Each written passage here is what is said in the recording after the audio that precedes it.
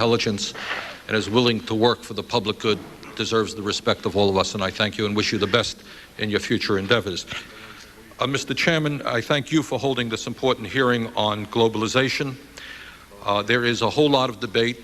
I am not as optimistic about the future in terms of the global economy as some of my colleagues. I would quote an article that appeared some months ago in the New York Times. It said, and I quote, "For much of the world, the magic of the marketplace, extolled by the West in the afterglow of victory in the Cold War, has been supplanted by the cruelty of markets, wariness toward capitalism, and new dangers of instability."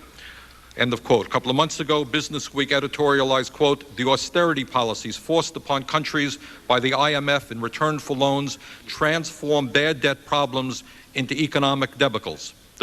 The austerity policies of the IMF and the U.S. Treasury aren't part of the solution, they are part of the problem.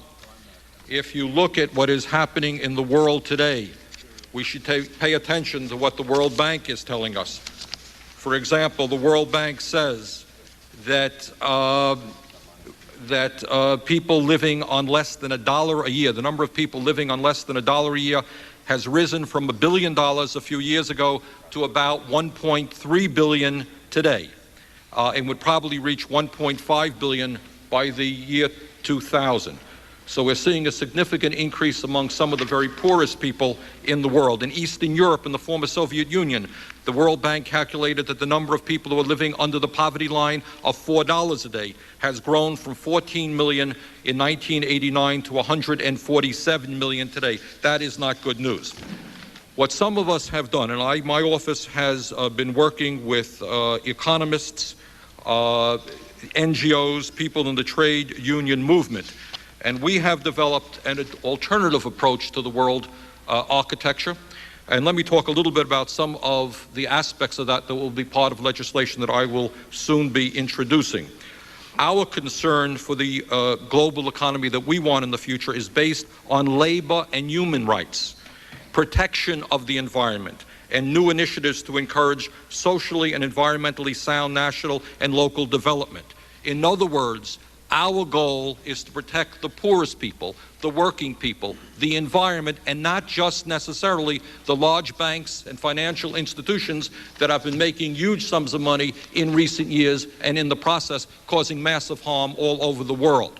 What we are proposing, following the leads of finance ministers in Germany and Japan, we are calling for tighter controls on currency movements and international cooperation to manage exchange rates.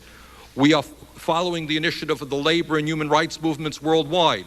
We are calling for enforceable human rights, including labor, social, and economic rights, as fundamental principles embodied in trade agreements. Following the call of religious groups around the world, we are calling for the canceling of the debt of the world's poorest countries. Following the proposals of the environmental movement worldwide, we are calling for an end to the funding of environmentally destructive projects by the World Bank and IMF, and channeling global investment funds into sustainable development that strengthens the economies of local communities. Following the work of groups concerned with poverty in the third world, we are calling for the termination of the IMF's mission creep and limiting the IMF to its original mandate of contributing to the promotion and maintenance of high levels of employment, et cetera, et cetera.